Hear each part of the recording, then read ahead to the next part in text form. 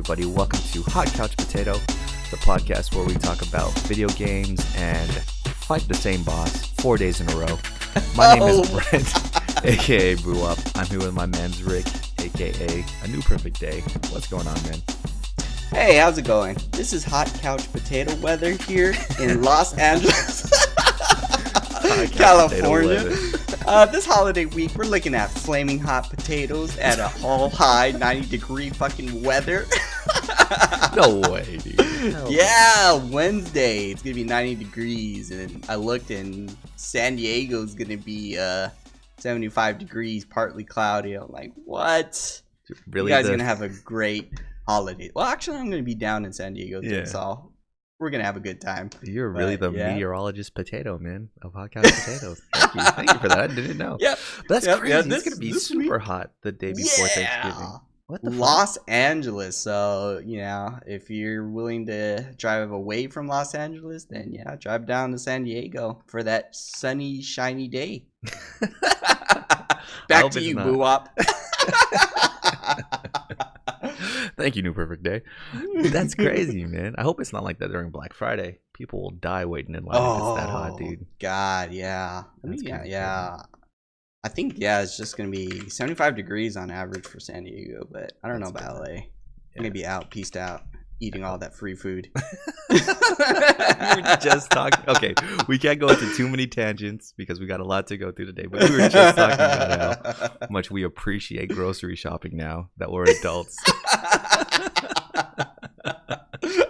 Because it's not like you're, with your parents where, they feel like cooking something. And if they have a little something extra, oh, here you go, Rick.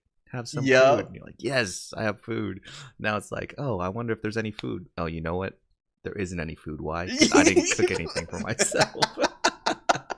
That's exactly it, man. I never looked forward to fucking going shopping for food. Until now, man. Until now. Oh, man. Okay. It's like I said, we got a lot to go through today. First and foremost, though, I want to give a shout out to Dustin, a.k.a. Dusty Ninja, a.k.a. Dusty No Jutsu. Kind of spoke bad on his name last week. I said I was trying to save him, and he took out an axe and just stood still. He corrected me. I understand. If you get attacked by a zombie, then you can't move. I ran out of bullets, and I was shooting as many zombies as I could, but I couldn't get him completely off of him, so he couldn't make it into the helicopter and left for dead. Dustin, I'm sorry. But it doesn't forgive the fact that when I was on the ground, instead of helping me up, he jumped over me. Oh, on the bridge? Was this the bridge? No, in the gate. Remember when I was way ahead of you guys running from the zombies? And I got pulled by a smoker or something. And you guys finally caught up with me to pick me up. Yeah. And I think Dustin was first to get to me. I was like, yes, Dustin can save me. And instead, he just jumped over me. And I watched him the whole time just jump over me, dude. I was like, okay, that's cool. We're even. But shout out to Dustin. He's like the unofficial third potato in this crew. Anytime we need info on League of Legends or esports, he's the man because he knows any and everything about that damn game. Yeah. Because Rick and I surely won't dive into that, right, dude? Unless, you're playing League. We don't know. I'm a master at League. What are you guys talking about? What rank are you, dude? What rank? Hot couch potato rank. Damn, I really wanted you to try and make something up. Oh yeah, I was like, what do they go by? Do they go by like medals or gold, or I think it's like silver rank, or is that or Overwatch? No, we'll say silver. Let's say you're a silver player. You're a silver. I'm a gold player. All right. Certified gold in League of Legends. New Perfect Day. You heard it here first. Thank you. So, a lot of other stuff has happened this week too. Big gaming news. First and foremost, we want to bring up what happened with Battlefront 2. It actually released on the 17th of November, but there was an open beta, or I guess if you pre-ordered it, you could play it for 10 hours early. And the big controversy with that was the loot crates in that, or the microtransactions. So I guess you could buy hero characters like Luke and Darth Vader for 60,000 credits. And someone did the math, right? Someone really, on Reddit, really did the math on how long it would take you to get 60,000 credits without paying money for it, right? So let's break it down. So the average length of a game, of a multiplayer game in Battlefront 2 was 11 minutes and 9 seconds. Average credits you earned in each match was 275 credits, which adds up to 25 credits per minute roughly. And the minutes it takes to unlock Darth Vader or Luke is 2,400 minutes of gameplay. Oh my god. We'll take it one step further. That's 40 hours you got to play a game to unlock either Luke or Darth Vader. Online multiplayer, and that's like just one character, right? Yeah, just for one of them. Just for one of them. Oh my god. And it's crazy, dude. They went even further with these numbers, and they added up everything that you could buy with credits, you know, all the extra heroes, all the power-ups, what have you. And they said to really get everything in this game, you'd have to spend $732. Jeez. And there's people that are willing to spend that much money. Oh yeah. And if they get maybe 5% of the people that play the game to pay that much, I think it's a win for them. You know what I mean? Yeah. So it's crazy. I think EA even went on Reddit and tried to dispute these claims and just say, you know, we get that people play our game a lot, and we just wanted to make it proportionate to the amount of time that people play the game so that it feels rewarding. They put this comment on Reddit, and it has since become the most downvoted comment in Reddit history. I think last time I checked, it was in the hundreds of thousands of downvotes for this fucking thing, dude. Yeah, man, it's crazy. It's crazy. It's crazy. But it's gotten so bad that EA slashed all the prices for all the heroes by 75%. So I think ultimately Luke and Darth Vader cost 15,000 credits now. Jeez. Oh, I think I saw an article too that the developers were actually getting death threats. Really? Like that. Yeah. Yeah, it got that bad. So I was like, jeez. And that sounds cool, right? I mean, they go from 60K to 15K. So you're thinking to yourself, all right, good job, EA. You're listening to the consumers and cutting your prices, making sure people don't have to play this game like it's their fucking day job to get anything done, right? Yeah. But apparently the points you earned went down 75% as well. So instead of earning 275 points a match or credits per match, it went down to 50 or something like that. So bad times all around. We'll skip all the small stuff, but at the end of the day, EA suspended microtransactions. Dang. So they completely shut it down, man. So you can't buy credits at all anymore, which sounds like a win, right? But you still have to play the game for hella hours to get Darth Vader, dude, who is a basic character in the Star Wars universe, man. Why lock him behind such a high paywall, man?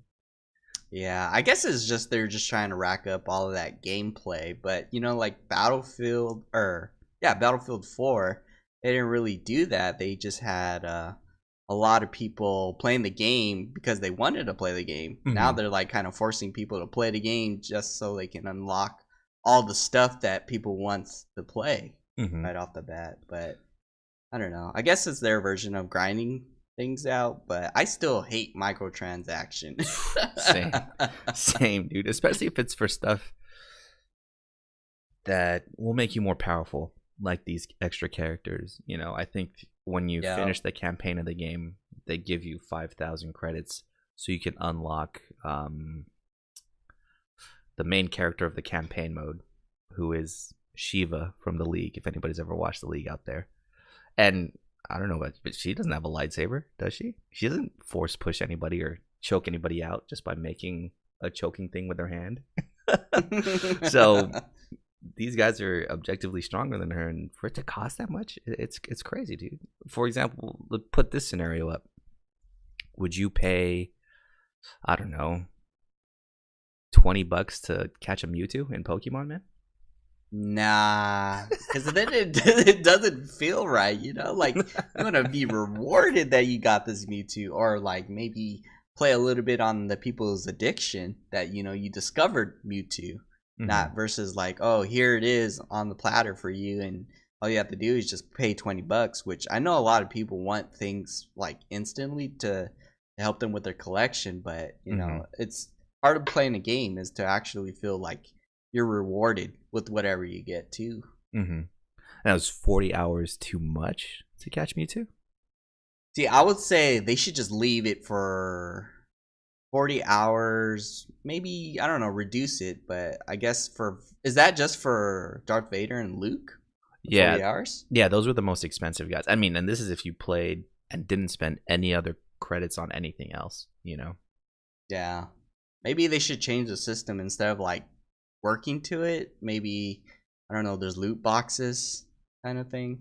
Yeah, I mean, there are loot boxes, but they don't unlock characters as far as I know. They just unlock guns or perks for your hero or your player. What? You gotta unlock stuff for your hero too? Yeah. No, it's bad. It's bad. Oh my god. Their entire system is horrible. Their entire system just wasn't well thought out, and it was way too transparently greedy. You know, it was way too much. It was way too obvious that it was a money grab. You know what I mean? So yeah, maybe they should have changed it to like, instead of playing or buying it with credits, but like do kind of achievements inside each game. So that way it makes you feel like you're playing the actual game. So like, for example, to get like Darth Vader, you'd be like, do, I don't know, 50 melee kills or something like that. Yeah. So it's something where the amount of time it takes for you to complete this tasks is maybe 40 hours or whatever, however long it is. Yeah. But it still feels like it's worth it rather than you're just grinding out these credits over and over. Yeah, I definitely feel what you're saying. Because at the same time too, I mean, I would say it really does take maybe 40 hours to catch Mewtwo, right? Because you got to beat all 8 gyms, you got to beat the Elite Four, and then you got to make your way into the cave he's in. You know, you can't just do that overnight, right? But the fact that you are doing these different activities and not just playing a game to see a number go up makes it feel a lot more rewarding. So yeah, they just need to change their method and the way they're doing it, which they might. I think the microtransactions will come back, because although they said they're suspending it, we always know that suspensions get lifted all the time in anything. So we'll see what happens.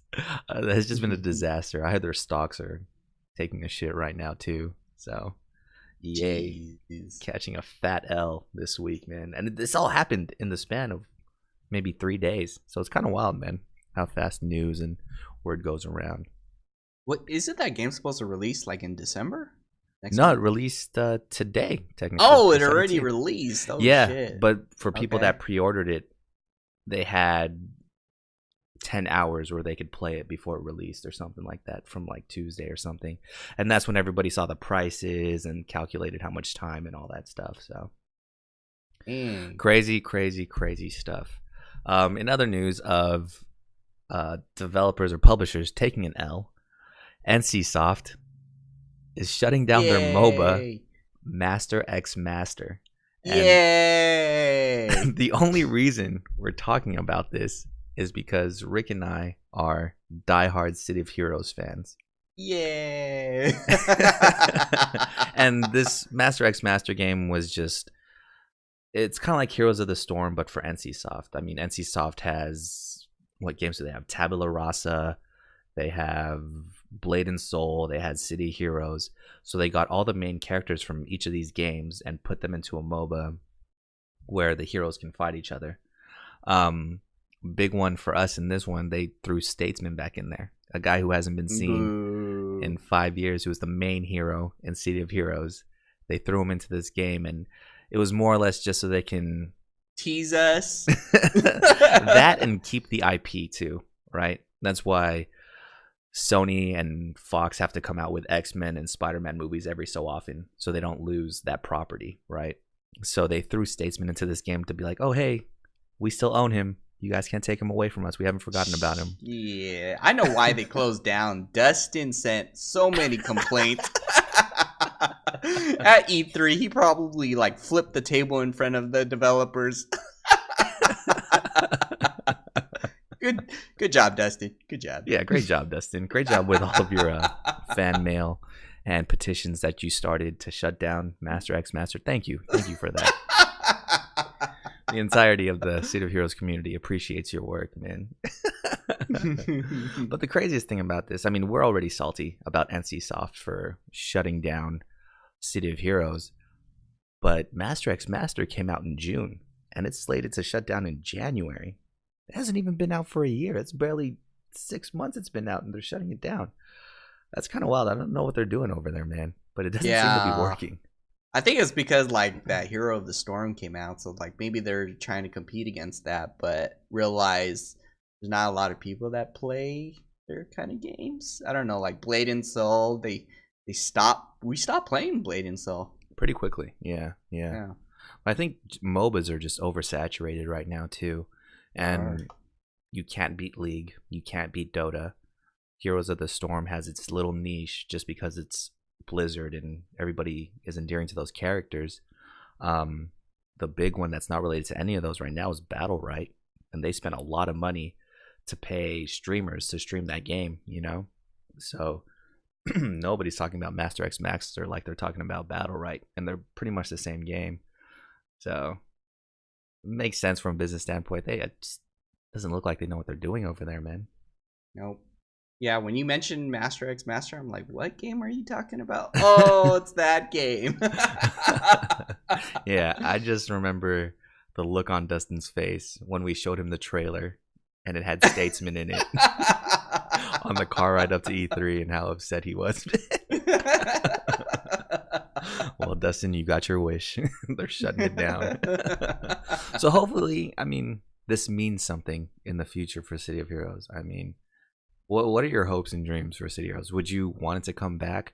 Would you want it to come back under NCSoft or another company? Or what do you feel on it, man? See, that's kind of tricky. I kind of want them to like maybe modernize the graphics a bit and maybe the gameplay so everything's like running smoothly. Mm-hmm. But as far as the direction go, I would like to have at least the people who had the story in line with the game.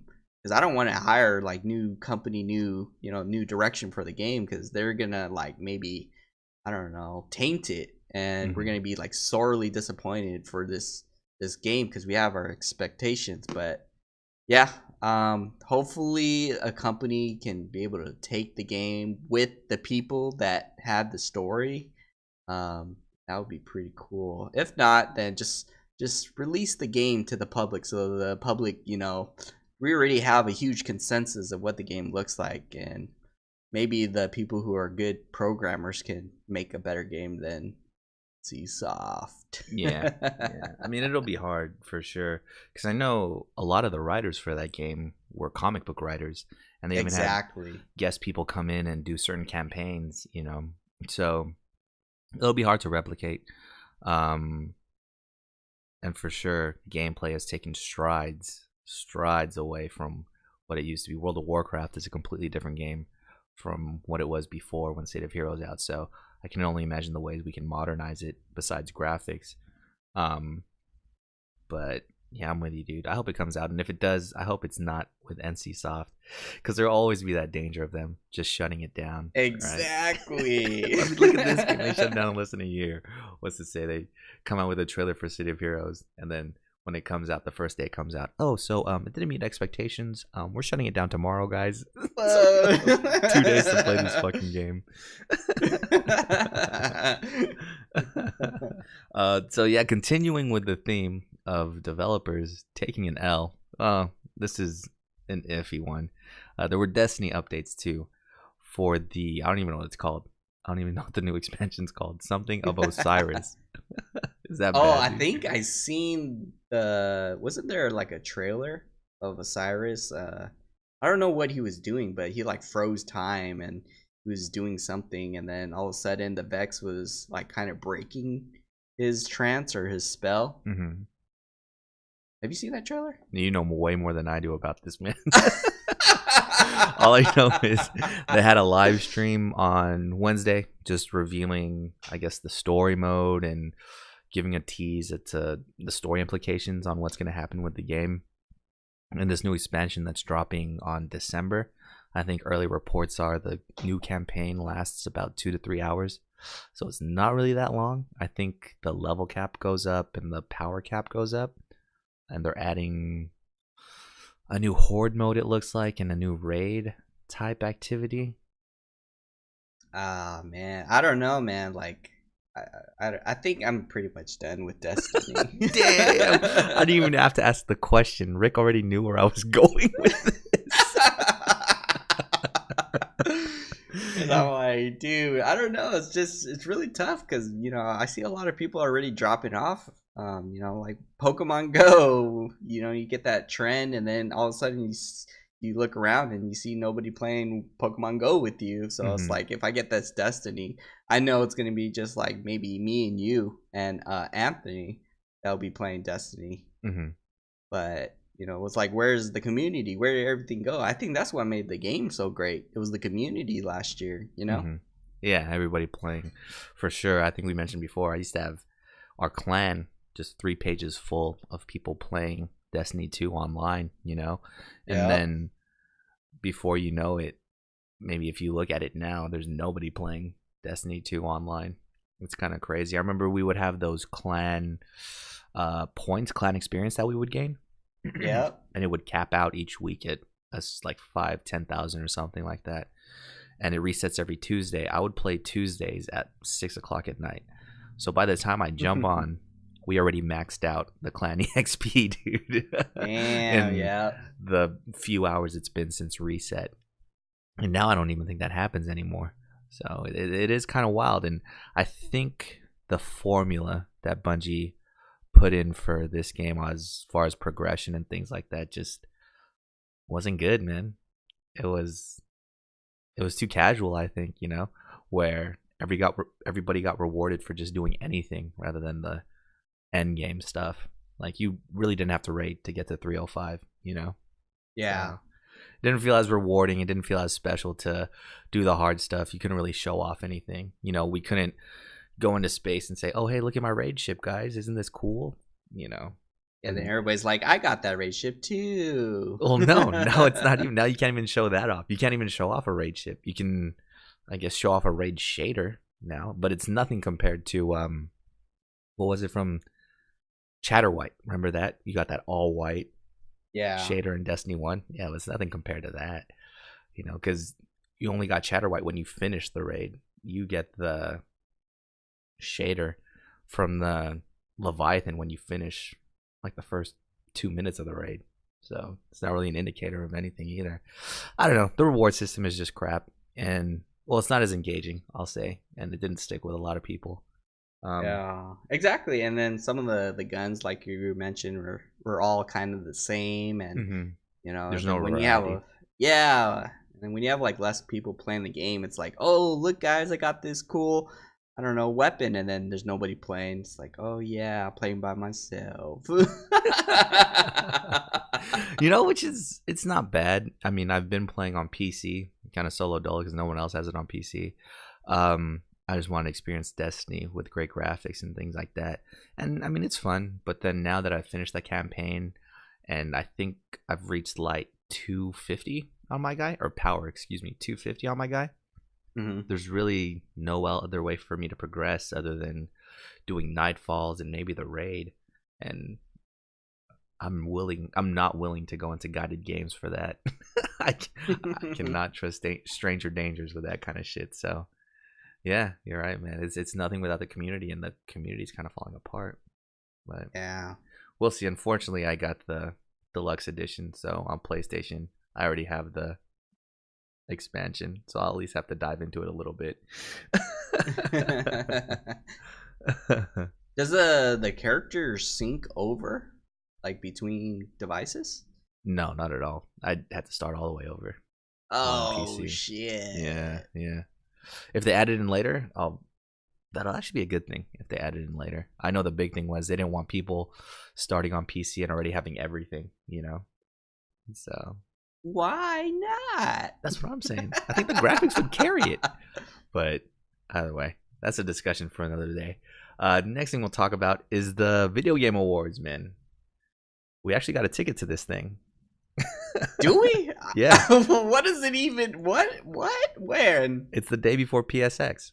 No way. Is it on a Thursday? Yeah, it's the Thursday before PSX. And I think if you spent like $5 extra, if you donated $5, you got a ticket to go to the Video Game Awards. Reason we're bringing this up is because they announced nominees for it. And the big one we'll talk about is the Game of the Year nominees. And 2017 was a crazy year, man. We finally saw Last Guardian get released. The Switch got released with all these great games, man. What else got released? Horizon Zero Dawn, Persona 5, which are two of the nominees, got released. So 2017 has been a crazy, crazy year. And they have 5 nominees for the Game of the Year. And we'll make a bet, man. We'll make a bet on this. And we flipped the coin before the show, and Rick got to choose first. So there's 5 nominees for Game of the Year. We got Horizon Zero Dawn, which none of us have played. Have you played that? Negative. I haven't either. I bought it, though, and it's just sitting here. So eventually I'll get to it. Persona 5. You haven't played that one, right? No, but I was looking at the PlayStation Store, and dude, a lot of their DLCs is like costume pieces, and they're separate, and some are like averaging like $7 for each costume set, which is really, really crazy. I've never seen stuff that high for just costume pieces. Okay, but is it less clothes or more clothes? It's different. So like, you know, like for example, the one I mentioned is they have a Catherine one, which is like $7, and it's like the main character, the blonde girl, and then his buddy, for the characters in Persona 5. See, I might pay for that one because I love Catherine. Catherine is the shit. I know Catherine is the shit. I might pay for that. But that's not like I'm buying a super strong Persona for $7. I'm just buying something to make my gameplay experience a little bit more enjoyable, a little bit more nostalgic by him having that dude's afro from Catherine. You know, it'll make me laugh every time I see it, and I'm willing to take the L on $7 on that. You know what I mean? Yeah. So cosmetic shit, that's fine. If you ever had to buy like a whale Persona that was like Odin and one hit kill everything that you saw for $7, yeah, I would kind of be pissed. I'd be pissed too. So Horizon, Persona, PlayerUnknown's Battlegrounds is a nominee as well, which is kind of weird because it hasn't even officially been released yet. Everything that's out right now, it's in Steam as an early access game. And I think it's on Xbox in December. In the middle of December, it gets released on Xbox. So that one's kind of weird. You played this one? Negative. I just see a lot of videos of people playing it though. Yeah. I mean, I've played H1Z1 a lot, and this is supposed to be an improved version of that. So I get where the appeal is for sure. But a little bit of controversy behind that one.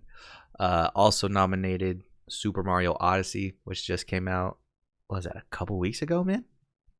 Yeah. And it's just taking the world by storm right now. And then Legend of Zelda Breath of the Wild is nominated too. So we got 2 PlayStation 4 titles, 2 Nintendo titles, and 1 kind of PC Xbox-ish title. So what are the stakes here, man? What did we bet? $5? Yeah, we can do $5. And also to top it off, you can do 5 words of wisdom in a row. That's assuming you win. Don't just think you're gonna win already, dude. Come on, man. So we flipped a coin before the show started, before we started recording, and Rick gets the first choice as far as what he thinks is gonna win, man. So which one do you got? Mario. It's me, Mario. Because I think that there are, I don't know, like I know the fan base is, you know, up and up, but I think that Mario might take off because just judging from, remember E3, they just had that whole section dedicated for like Mario. So knowing that I've seen like that many people wanting to play that game, willing to wait in line the entire day just to play that demo, Yeah, I think Mario might be the game of the year just because of the fan base kind of thing. Okay, I see that. That's a good pick. It's strategic too, because that's the newest one out of that entire list, so it's fresh in everybody's mind. So very strategic pick. I want In and Out. Can you get grilled onions? Wait, we're changing the terms now. You can't just do that, dude. No. That's probably what I'm gonna spend with the $5. Oh, okay. Gotcha. Okay. Sidebar: that's crazy that a meal at In and Out will actually cost you $5. Nothing costs you $5 anymore. I know. Like I was going to Carl's Jr. Yeah, I went to Carl's Jr. and like Burger King. Their shit's like averaging almost $7, and I was like, "Jeez, when did this happen?" Yeah, I hate that when I have a $5 bill and I go to Jack in the Box and I get a meal, and it's like $6.17. I go, crap! How many coins do I have?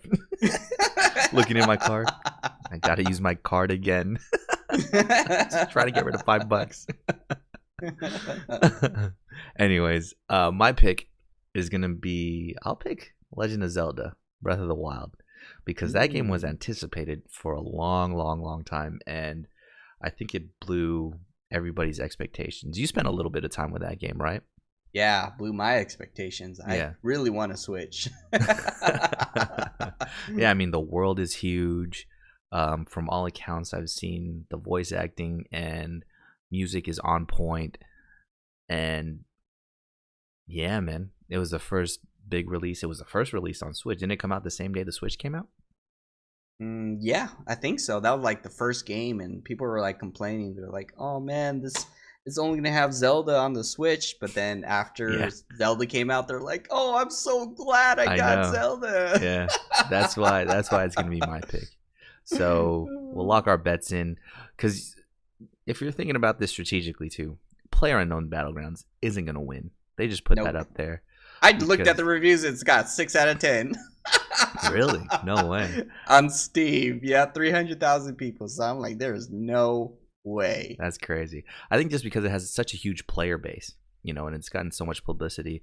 Because PlayerUnknown, the guy that made it, he started out as a gamer first before he developed this. He made mods and stuff in Arma that were the battle royale modes, and when he got tired of seeing all these battle royale games that weren't to his liking, he just went up and made his own. So there's a cool story behind it. But I don't think you could put it on the same tier as Horizon Zero Dawn and Super Mario Odyssey. It just doesn't compare, dude. It's apples and fucking grapes. You can't compare those, dude. So if you're thinking about this strategically, PlayerUnknown Battlegrounds isn't going to win. Nope. Persona 5 isn't going to win because it's a super Japanese game. And I don't think audience is pretty targeted. Yeah. I think the only one that has a chance outside of the ones that we chose is Horizon Zero Dawn.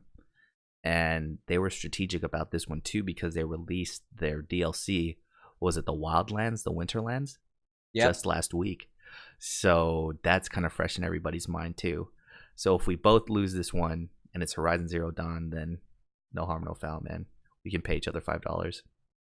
Dang, I went In and Out. Yeah, I'll pay for your In and Out. You pay for my In and Out. We'll be even, dude. No, what did I use your money? You still will. You'll just have to buy mine. Oh man! So after all of that, man, we talked about a lot today already. We're finally at our countdown to PSX, which is going to be 18 days from when this episode drops, man. How do you feel? How does it feel right now for you? I know you're excited. Dude, I already packed my backpack right now. I got emergency. I got Tums. I got all my gadgets already packed away. And I'm like, dude, it's not going to happen for, 2.5 more weeks. And I'm like, man, I'm just waiting. Every day I look at my calendar, marking each day. I try to distract myself, but I am definitely looking forward to this. I won't lie. I mean, I'm not at the point where I've packed my stuff already, but I'm definitely looking forward to PSX, man. Just the game and just to be in that atmosphere, that environment, if everybody's a game and just have those good gamer vibes all around, and just seeing the future, the present, what was and what will be, just all in the same place. It's gonna be amazing. Yeah, I see. That's when I'm a little scared now. Like, we're hyping ourselves up so much because, last year we were just like really had no expectations. We went in and our minds were like blown. So maybe this year we're like expecting everything, and if something happens, we might be like, oh, this was okay for a year, but no, man. Right now, I'm gonna have a good time, and you will too, dude. Yeah, I'm going straight for the PlayStation stores and then play all the games. So this week we'll talk about the demos on the show floor. There's gonna be a lot of them. They said from last year they expanded the show floor by 50%. So there's a lot more room for activities to take something away from Step Brothers.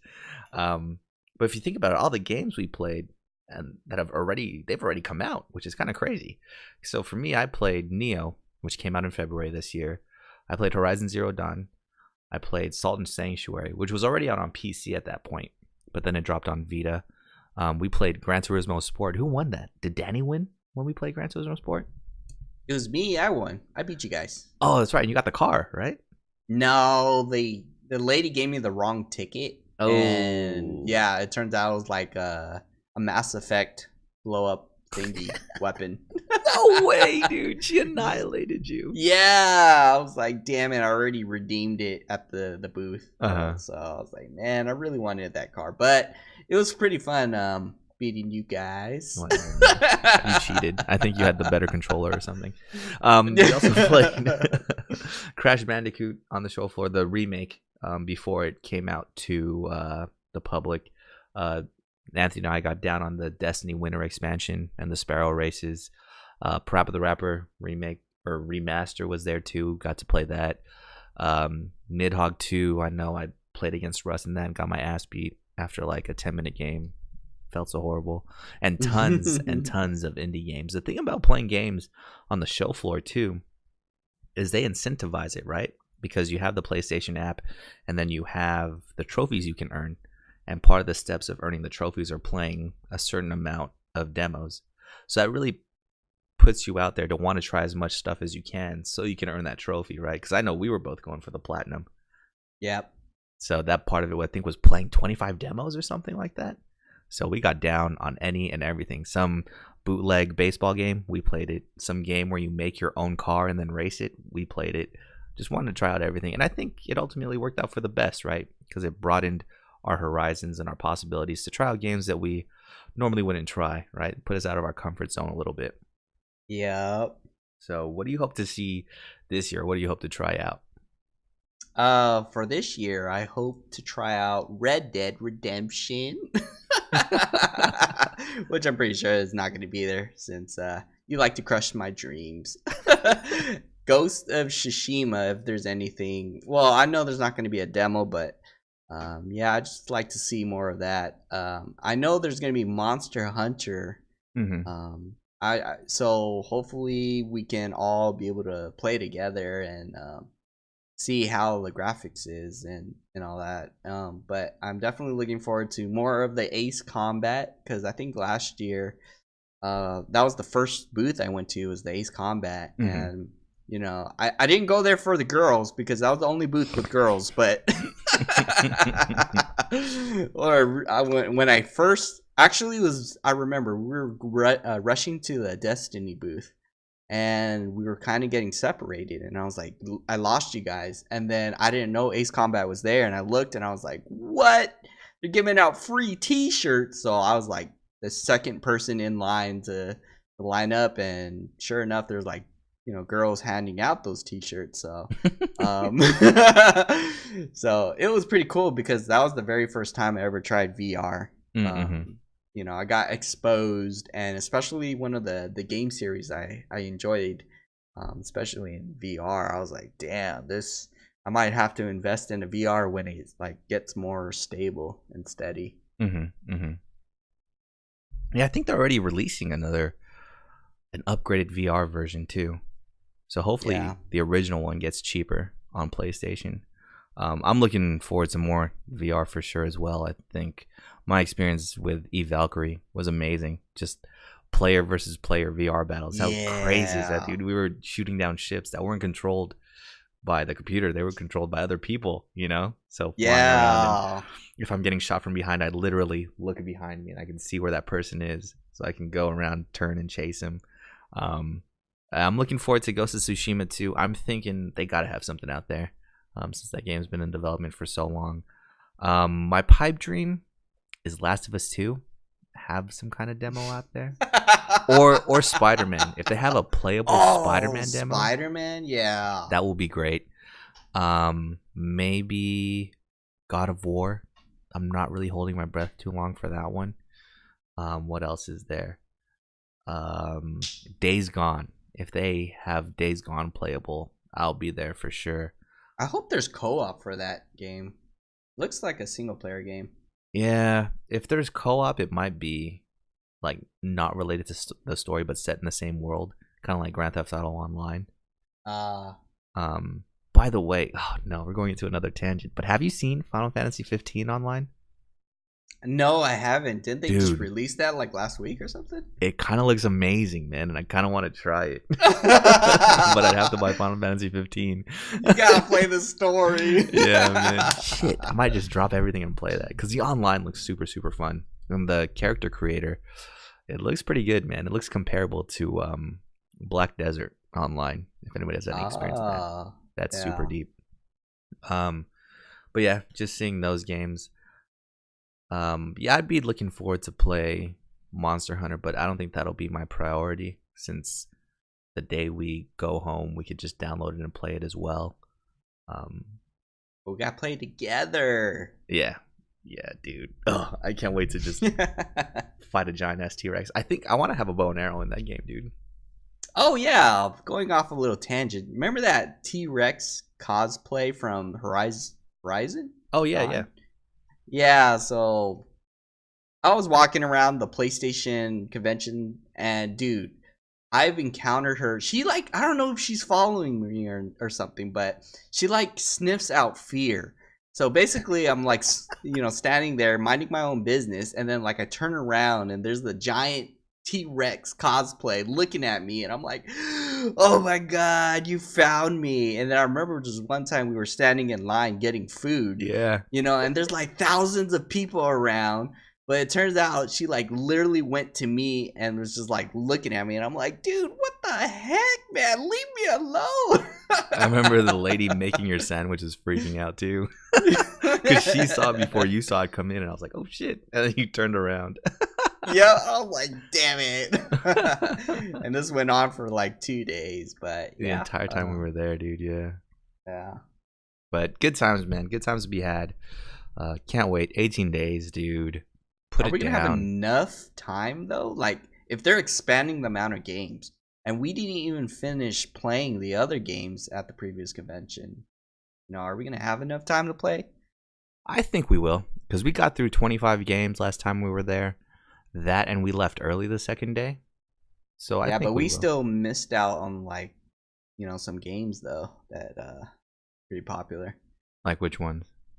Like Batman VR. I forget. My memory blocked out the rest of the games, but right, yeah. So a lot of games is 1 to Rick. Let's count that back. Okay, maybe we'll go through everyone. No, I think the only one I really missed out on, and I think I wanted to go back for was, oh man, I mentioned it earlier too. Last Guardian.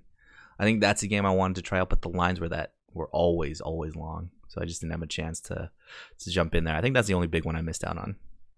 Yeah. But no, I think we got around to everything that we wanted to. I mean, I wasn't trying to play MLB The Show, even though I heard you got a free beer if you played it, so. I thought you wanted to play Resident Evil VR. Oh yeah, I definitely did not line up for that. Not at all, man.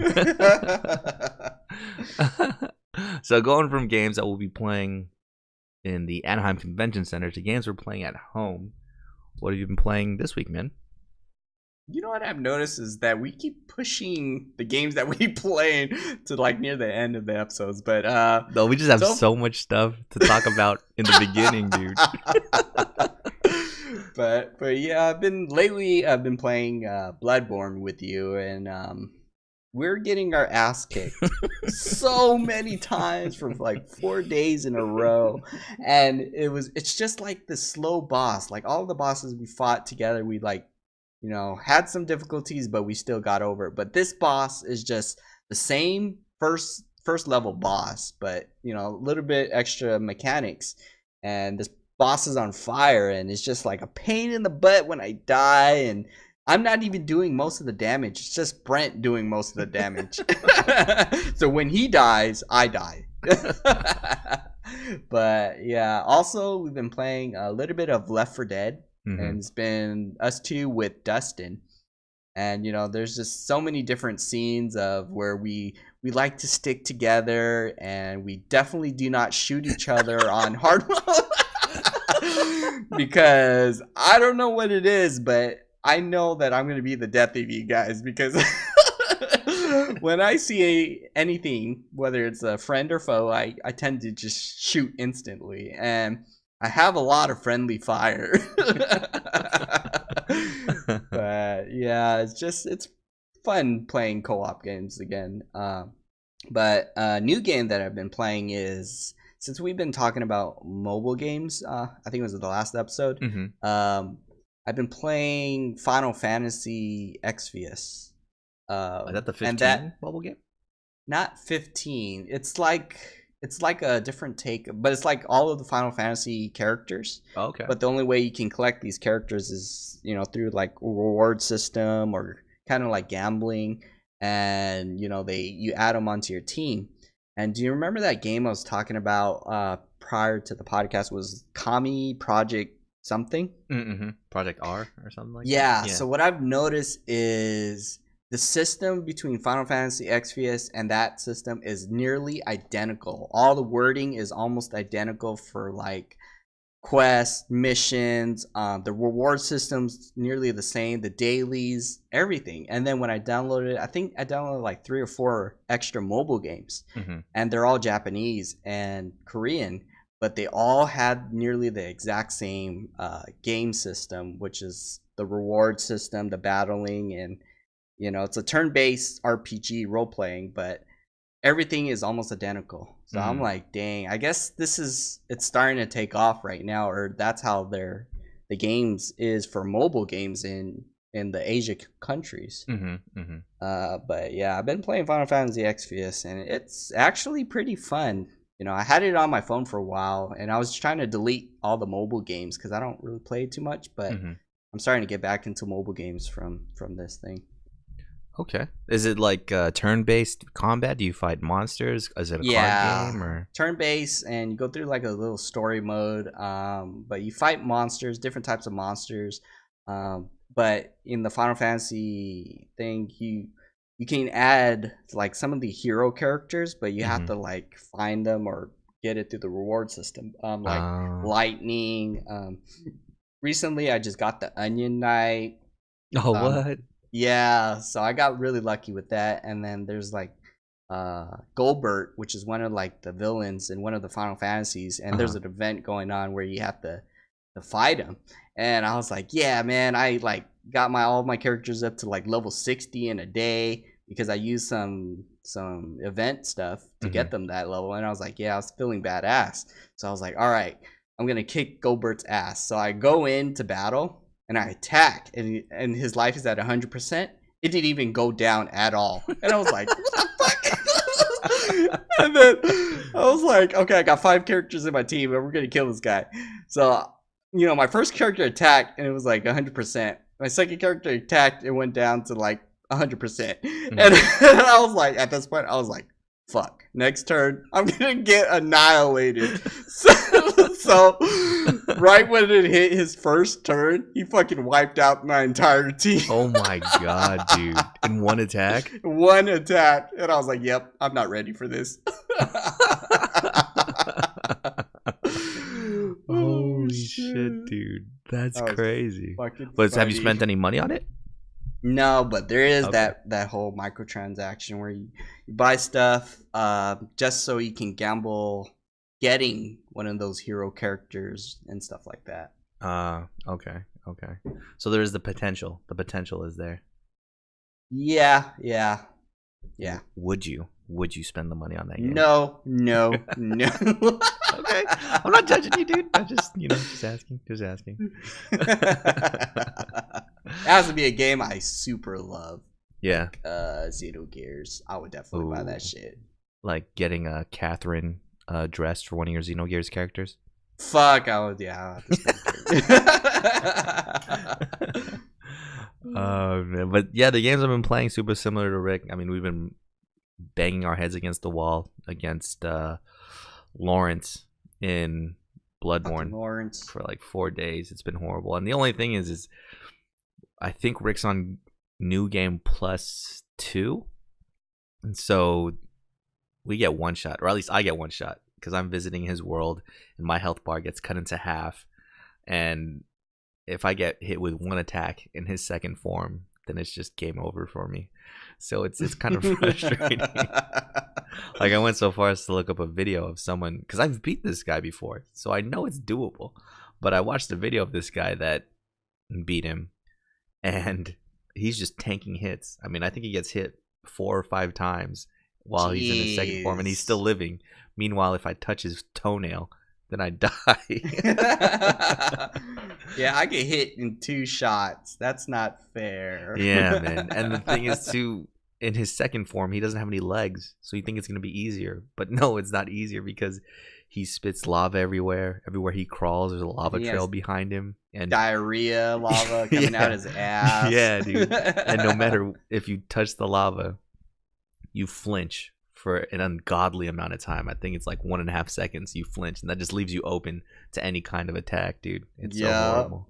So we'll figure it out. Hopefully we beat him by the time we record our next podcast, dude. If not, I might cry.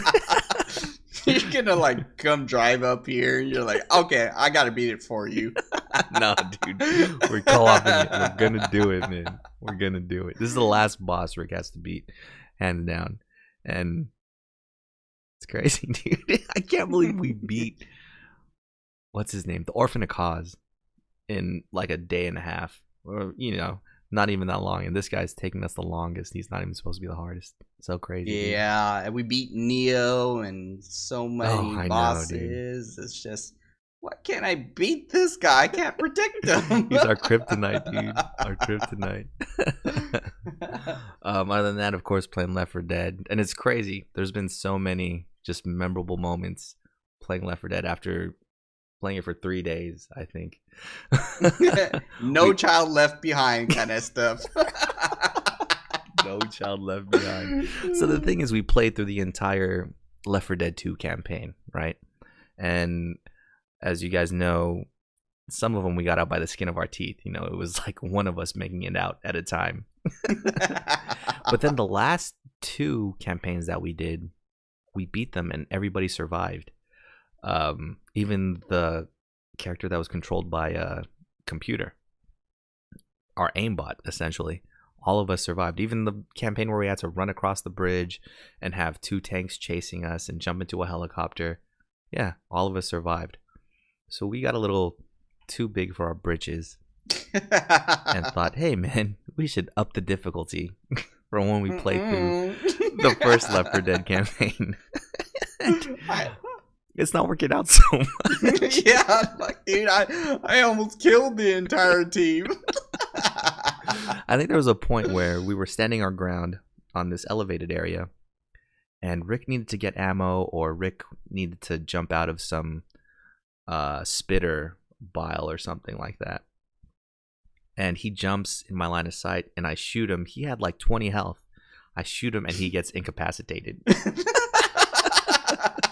So the friendly fire is way higher in this advanced mode, and we're just killing each other left and right.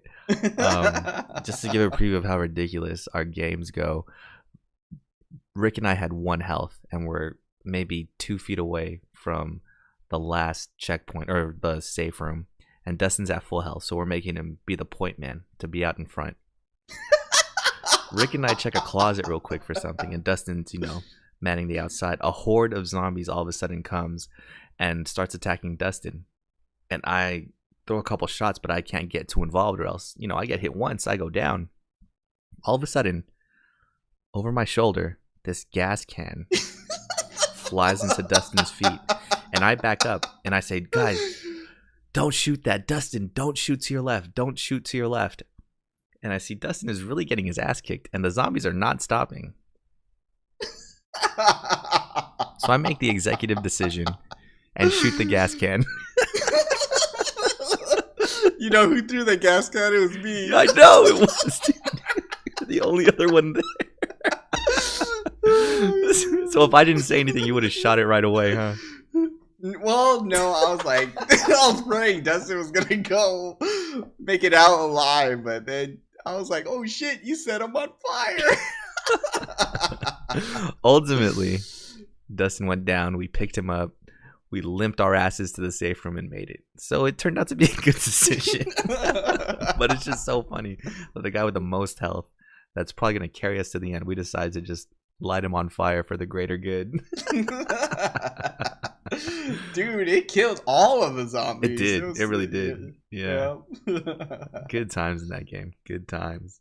Other than that, I've been playing Destiny 2 on PC. Just enjoying the frames, dude. Oh, it's yeah. that game is so smooth, man. The faction rallies were this past week, and there was a glitch to where you can just get unlimited coins in a short amount of time. So of course I ran the exploit just to get myself some good armor, and I'm already at power level. Yeah, I think I mentioned that before. I'm at power level 250 and not really doing anything. So I think my time with that game is coming to an end until the expansion comes out, where I'll play for 2 hours, realize no one else is playing, and then stop playing Destiny altogether. So yeah, this week we're gonna talk about remakes and remasters. Now the difference between these is remake is just from the ground up, something brand new that's out there, right? So like a reboot? I'll give an example. Resident Evil, the one that came out for GameCube, that's a remake. And then remasters are ones that, let's say, we'll give an example of this. Bully was on PlayStation 2. You can buy the remaster on PlayStation 4. The graphics are better. There's trophies for it now. But nothing really changed. It's just the graphics mainly. Exactly. Like a graphical upgrade and all that. Do you own any remasters or remakes, man, in your library? Not remakes, because Devil May Cry, I ignored that one. There was like a remake for the DMC one. The DMC.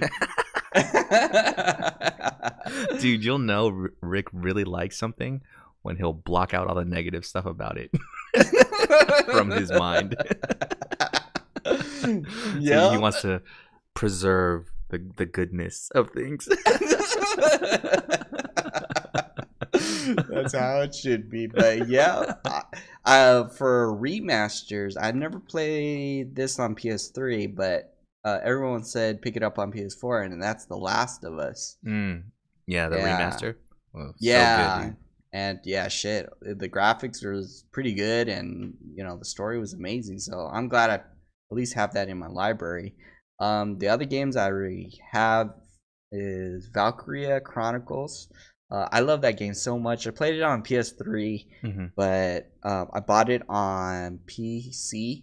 Oh, nice. And yeah, I just haven't played it yet, but I think I'll spend some time to do that. But the other game I have, but I haven't played, is Gravity Rush. I know they remastered that for the PS4. Yeah, it was on Vita initially only. Oh yeah, see? And then I haven't played that yet. And then Odin Sphere I also want to pick up, because that was originally on the PS2, but I guess it was that good where they brought it over to the PS4. And then lastly, I have Muramasa, which I bought it for the Wii, and I beat that game, but they came out with extra DLCs and all that, and they remastered it for the PS Vita. Oh, wow, okay. Yeah, like it was pretty good, but they came out with more stuff, and they remastered it. Okay. So So it's yeah, better those are graphics, and they added more DLC and things like that, more weapons or something like that. yeah, a lot more DLC, a lot more weapons, and a little bit more story. Okay. What is Muramasa? Is that an RPG or sounds It's familiar? like Odin's Sphere. The graphics are like it's like that 2D side scrolling kind of thing, Okay. and it's kind of like anime. So, but it's really good. You're two characters in Muramasa. One, you're a girl. I think you're a princess, and you get possessed by a demon blade. Mm-hmm. You get possessed by Muramasa, who wants vengeance. So Mm-hmm. you go around killing with your sword skills like a samurai. But the other story is the ninja, and the ninja is supposedly supposed to go protect the princess, not the main character, but a different princess. Mm-hmm. So yeah, but their story kind of intertwines. They meet up with each other and all that. Mm.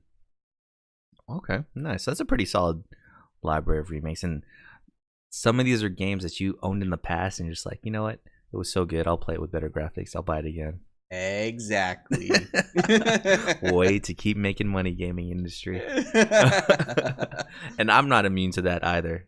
You guys know I've bought Grand Theft Auto 5 like 3 times. PlayStation 3, PlayStation 4, and PC. So Damn. definitely making money off of me, man. But other remasters I bought, I mentioned before, Bully. Picked that up because I just remember how great that game was in high school. Yeah, right? That came out when we were in high school. Yeah, because it was on the PlayStation 2. That game is so complete, you know? You go through the school, there's the jocks, the nerds, the preppy kids, the biker gang, whatever, you know what I mean? And then you gain a little bit by getting cool with each clique, and you actually have to go to class or else you get a suspension or detention or whatever, dude. Jeez. Dude, that game is so good, man. Just the fact that they added trophies, made the graphics better, was a must buy. Dark Souls 2. I never played the original, but I love Bloodborne and Dark Souls 3 so much that I thought maybe I'll like Dark Souls 2. Thought. And it's a completely different game. I mean, I still got to go through and give it a solid chance. I got to build my OP mage that will just one-shot everything. Oh, yeah. John Raymond's builds. Definitely. But for what it is, it's great. I mean, it runs at 60 frames per second on a regular PlayStation 4. So it's kind of crazy. It's weird playing a game on my PlayStation 4 that just runs at 30 and then switching over to, was it Scholar of the First Sins, and just realizing that your eyes have been looking so adjusted. Yeah, everything just looks like the Matrix, you know what I mean? You're like, whoa, dude. Recently just picked up Kingdom Hearts. I think 1.5, 2.5, and 2.8 on PlayStation. They were on sale last week for, I think, $20 each, so that was must buy. That's actually the entire Kingdom Hearts series on one console, so that's great. I know my problem was before is the game came out on PlayStation 2, then a game came out on Game Boy Advanced, then a game came out on the DS, then a game came out on the Wii, then the game came out on PlayStation 3, and you're just like, wait, guys, let's calm down. I can't keep buying all these things, these consoles, man. So it's a good thing they just put all those games, remade them. So I think it's Chain of Memories is the one that came out after Kingdom Hearts, and that was on the Game Boy Advance. They actually made a version for the console, so that one might be considered a remake. I don't know. So it's like remaking a remaster, put it to one, dude. Lost with the Kingdom Hearts. Oh, everybody is, dude. Everybody is. The fact that it's called Kingdom Hearts 1.5, like, what the fuck? Really? Yeah, dude, John Raymond like drew out like a timeline for me, and he explained it I think like 3 or 4 times. And was it a like, squiggly circle oval thing? It was like so weird. Like a timeline is supposed to be a straight line, but the Kingdom Hearts is like, but it was loops. Pointing it back to like the beginning and then pointing all the way to the end and pointing it to the middle. I'm like, yeah, explain that one more time, because I am not listening. That's funny, dude. And then that's as far as remasters. Remakes I've bought. Resident Evil for sure. I bought that on. Oh, I think it was free actually on PlayStation Plus. So I had that on PlayStation Store, but I have it on Steam too. And of course, this is the one that came out on GameCube, and it's just a completely different game, man. This is the one where you have to kill a zombie, and then you either have to cut his head off or light him on fire, or else he'll come back as a Crimson Head, I think, which are zombies that run faster. It's crazy, dude. Yeah, this one, the one that came out for GameCube, is great. I don't think it's canon, but it was a good remake of the original Resident Evil for sure. There's like another boss in there that's hidden in a back room, and although you're in the Spencer Mansion and the layout is different, it feels familiar, right? Because it draws so much from the original Resident Evil game. So I appreciate that one a lot. Tomb Raider remake, got that too when it first came out on PlayStation 3. And really have not looked at Tomb Raider since. If we're talking about Resident Evil being a successful remake, Tomb Raider is definitely the opposite of that. I mean, it's cool what they're doing, modernizing an old franchise, but after seeing the fan-made remake of Tomb Raider 2, I think they just need to go back to their roots for real and just update the graphics, man, because the puzzle parts are kind of lost in the new Tomb Raiders. So hopefully they bring those back. Now we'll get to, what do you prefer, man? Would you rather have better graphics, or do you want everything completely modernized? See, that's so tricky, because I think I have games that are mostly remasters. I'm not sure if I have any remakes in my library, but I probably do. But thing is, I would like to have a remake of Xenogears. Or is that a remaster? No, remake. I have to make it a remake because I love that game so much. But then they were rushed near the end of the disc, so it was mostly dialogue. They're just explaining like kind of things was what's going on. It was divided into 3 discs. That game was so long, but they wanted to wrap up the project fast enough, and then yeah, I would like to see the remake of actually the character. You know, you're going through like with the characters in different scenarios. Remastered, I would like to see Red Dead Redemption on the PC. That's a good fucking 144 hertz or frames per second, or 100 frames per second. That'd be pretty bomb, you know, just seeing everything, John Marston sweating, you know, the tumbleweed in the background, and you are just in that standstill of like quick draw, just while the sun goes down kind of stuff. I would like to see that in fucking HD. Yeah, and that one, yeah, like you said, that would just be a remaster, not a complete overhaul of what went on with the game, right? Yeah. And I think I prefer remasters instead of remakes.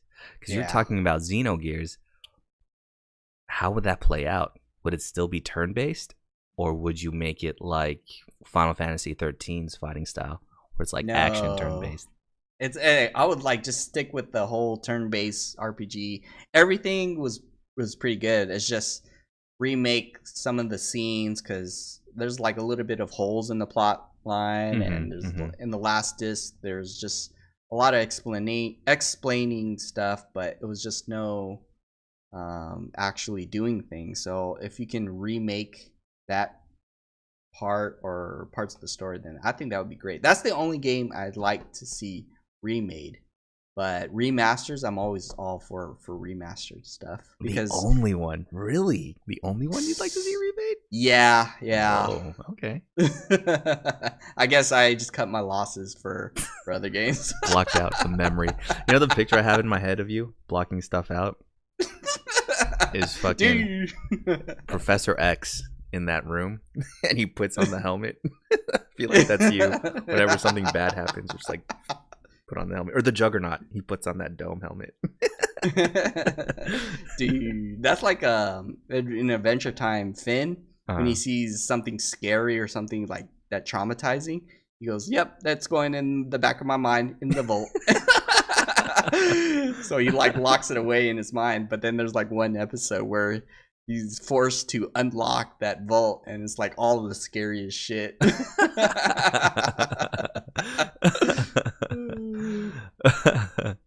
So on those lines, I think I prefer remasters as well, like what you were describing. I think gameplay wise of old games, leave them the way they are, but make the graphics a lot better. I think what you are describing with Xenogears happened with Halo, right? They had an anniversary Xbox One edition, and in Halo 2 they completely redid all the cutscenes, so it looked super real. The only thing that sucks is they only did it for Halo 2. They didn't do it for any of the other Halo games. I mean, if you look at those cutscenes, they just look amazing. I think they're the same people that do the trailers for all the Arkham series, the Batman series. So they look really, really, really good. But they just didn't carry that on throughout the rest of the games. And I mean, of course, the graphics in the actual game itself were upscaled too. But they didn't remake that whole thing. They just remastered everything and made everything look a little sharper. Didn't change anything gameplay wise or anything like that.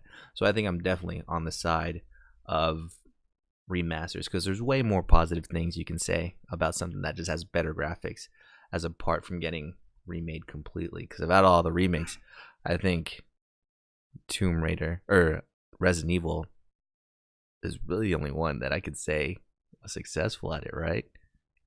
Yep. And then you get something like Crash Bandicoot as well, which they said they remade from the ground up, but it's more or less a remaster, right? Because all the levels are the same. Yeah. And the only downside to that was they changed the physics of the game, or I can't explain it, the size of his feet. So in the OG games, when you think you make a landing, in the new game, you don't make a landing because the graphics are that much better now. It's not by pixels. Instead of his landing space being a square, it's more of a circle. So you can't cheat on your jumps anymore and just land on the very tip of an edge. You got to land completely on the edge now in that game. And unsurprisingly, it made the game a lot harder. And I mean, Crash Bandicoot is a hard game already, and they just made it a little bit harder just by throwing off that little maybe millimeter of space where he can and can't land, right? Can't land on his little tiny toe. Exactly. It's kind of like playing Bust a Groove on a PS4 with a wireless controller and all the timings off. You know what I mean? Oh, I know what you mean.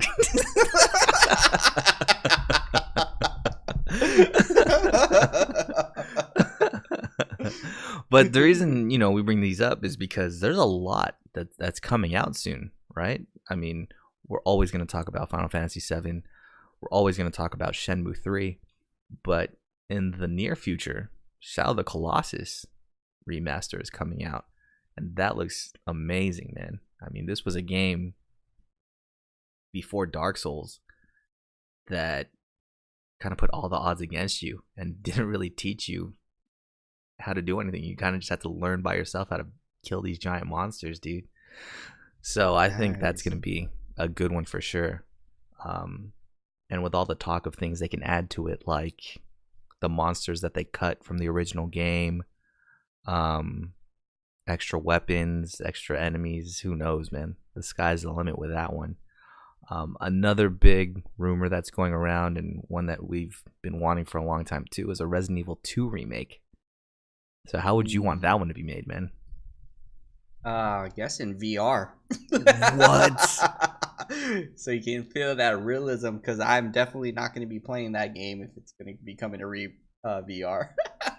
See, you know what? That sucks, dude, because Resident Evil 2 is my favorite Resident Evil game, and I might have to play that even if it isn't VR. It's going to be scary, though. Yeah, you're going to have to play with headphones then. I'm just going to make sure there's no one else in my house.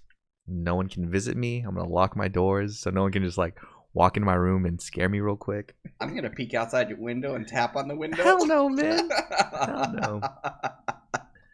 So a lot of controversy behind this one because people just, I don't know, can't agree on anything, I don't think. I mean, the beauty and part of the glamour of I won't say the glamour, but part of the appeal to the original Resident Evil series was the fixed cameras, right?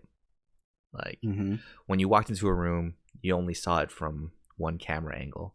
That changed with Resident Evil 4, where they put the camera in a more action third-person view behind Leon.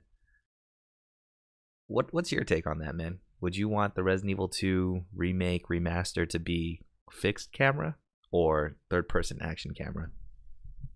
I would like for it to be fixed because, it's always that wondering of the unknown, like what's behind this corner, what's behind the door kind of thing. That's what makes the anticipation so great. You're always stressed out thinking I can't see behind the corner, and then when you're getting chased by something, you have to run backwards with those fixed cameras, kind of thing. But with I don't know, the cameras that always follow you, you kind of can just like peek around the corner or stuff like that. But I know games are pretty good with that. I think I would just like for Resident Evil 2, the remaster remake, to be fixed. Fixed camera? Yeah, I'm the same, dude. And in that case, then it could just be a remaster. You don't even have to remake that, right? You just use better graphics and just recreate Raccoon City, the police department, and the Umbrella Lab. Man, that'd be such a good game. If that came, like if Resident Evil 2 came out with the GameCube Resident Evil graphics, even, that would be good too, man. I wouldn't complain about that. Again, it was kind of just a great balance between action and survival horror, right? Because I mean, in maybe the opening scene of that game, when you're going from the street to the police station, there's more zombies in that portion of the game than there is in the entire Spencer Mansion, I think, in the first one. So there's a lot more stuff to shoot at. But they still captured that helplessness, right? Because there wasn't that much supplies or anything around, man. Yeah, you have like limited supplies, limited of saves, and you're just, I don't know, that vulnerability is what made it really good. That's how Devil May Cry felt like too, the first one. You're just kind of vulnerable. But then they went in a different direction, made it all action based, so you don't have that helplessness anymore. And I think, if they just kept like a Resident Evil kind of thing, that helplessness is what I think why the game took off too.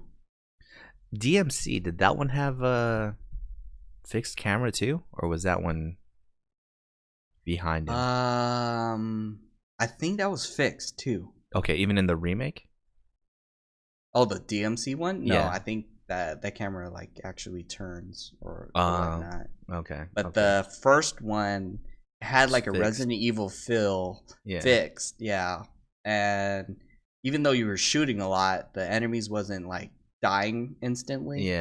So you're still kind of vulnerable, but you're still badass. But then they made it where it's like, you slice one enemy and boom, it's pretty much dead. No, you definitely had to keep your timing with your combos in that game, right? Yeah, because it was easy to kill someone in a combo, but if you ever dropped that combo, then you were kind of screwed until you picked it back up, right? Yeah. Dude, I remember, what was it that was it a scorpion or a spider? The scorpion, spider spitting lava. What is with the lava? That guy was so hard. He was unreasonably hard for Devil May Cry. And the thing about that game is you don't have health items really, right? Or if you did, if you used it and you died, when you come back after dying, you don't have it again. Yeah. It's load a checkpoint. It just loads a continuation. I think you had to pause the game in order to use it. Yeah, you did. You did have to pause the game. And I think you had to You had to crit the boss for a green orb to come out that you could suck in, and that would heal you. Yeah. But yeah, thinking about it, that game was hard, huh? That's crazy. Yep. That's crazy, man. So we already heard about which remake you want in the future, and that's Xenogears. Yay. Mine would still be, mine would still be Brave Fencer Musashi, man. If they remade that, it would be incredible, dude. I'll play that and never play another video game for the rest of my life, dude. Dude, what happens if they actually do remake that? Dude, I'll really cry. Like, honestly, I'll cry, dude. I'm getting emotional thinking about it. Oh man. Yeah. No, I think I'll cry, and I will. I'll just no other game will be as good. You know what I'm saying? And I won't have to play video games ever again. I'll sell you my PS4 and all my games, dude. If you want to play something together, we can play cards or something.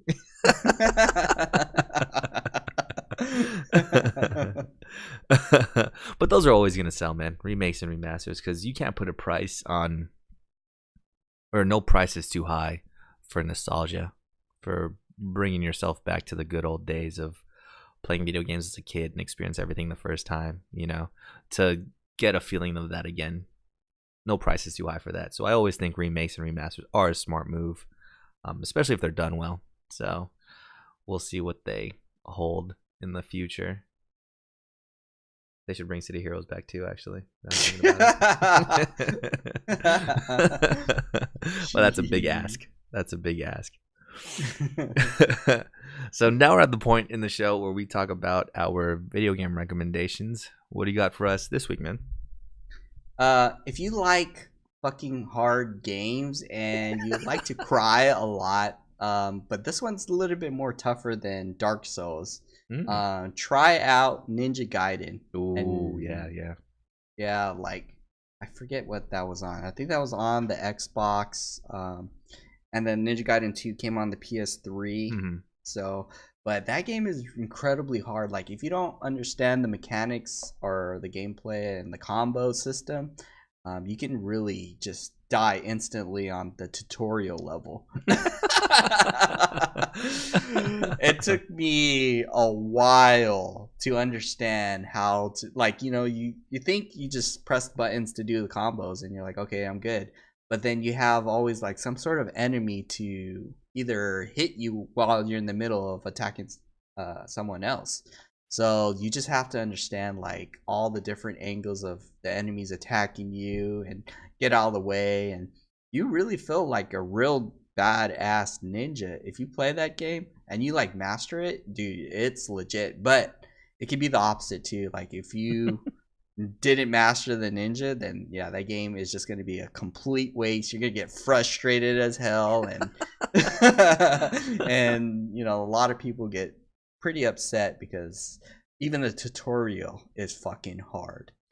So this is a beat 'em up, right? Is it like Devil May Cry, or is it more like Dark Souls? It's like Devil May Cry, fast paced, but it's really fast paced. And the enemies are all fast paced. So it's like Neo, but really fast. All the enemies hit hard.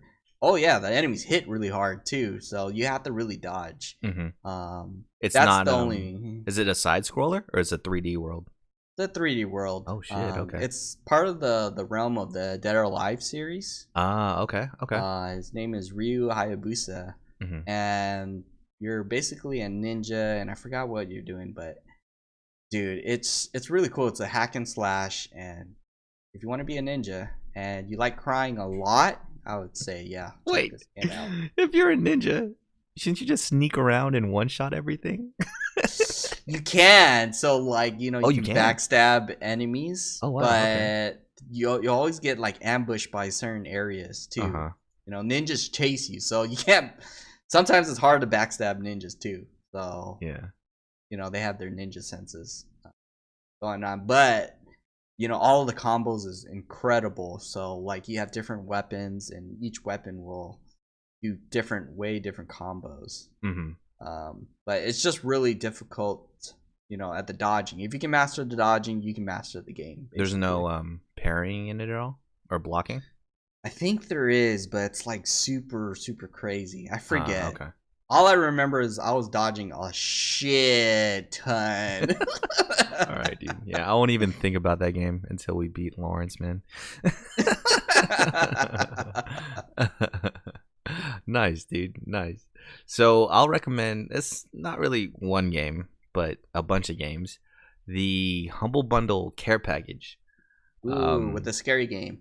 Well, no, it's a bunch. I think 27 games come in this, and it's $30 for all of them. So it's a great deal.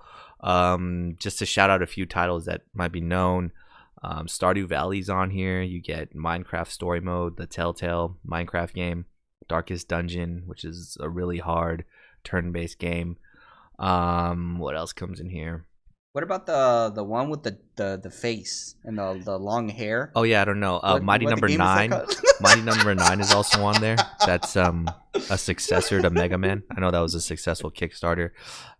Don't think it really got that great reviews in the end, but you're essentially paying like $1.10 for this game amongst others. So that's good. There's Psychonauts on here as well. If you don't have that, you can grab that too.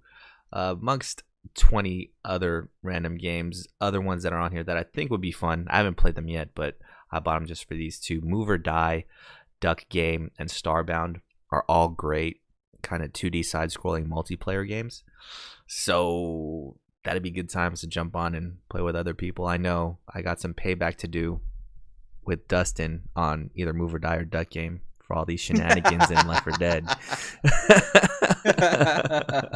So I know we'll be playing those for sure. I know Rick has Starbound, which he said is comparable to Terraria, which he's recommended on the show before. So I can't wait to dive into that. And I mean, you really can't beat it. 27 games for $30. I mean, I know this is how extensive Steam libraries and backlogs are made, but at least you'll always have the option, right?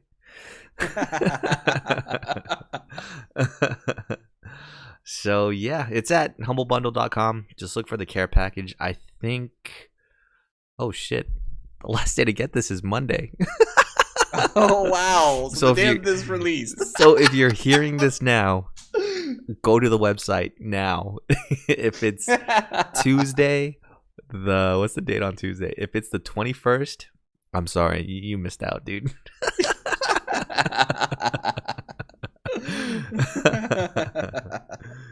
But yeah, that is it for us this week. Next week, it'll be our 26th episode, dude. Yeah. He's been doing this for damn near half a year, 50 dude. years. Yeah. It's crazy, man. It's crazy that we just started out bullshitting and it's turned into us still bullshitting. We're waiting for Final Fantasy VII Remake. But it's been good times, man. It's been good times talking video games and reminiscing and thinking of all the possibilities that can happen. Not just with you, but with everybody that's listening, dude. So thanks for that. But next week we'll be talking about the future of consoles. Whether the PlayStation 5, 6, 7 will be worth it. Whether the Xbox One MN LOP will be worth it. You know, or should you just forget all about consoles and just get a PC? Whether VR will be a big factor in everything too. So that'll be something we get to next week. But until then, Rick, some words of wisdom? If you're low on food at home, then you can definitely look forward to Thanksgiving. All right, guys, have a happy Thanksgiving.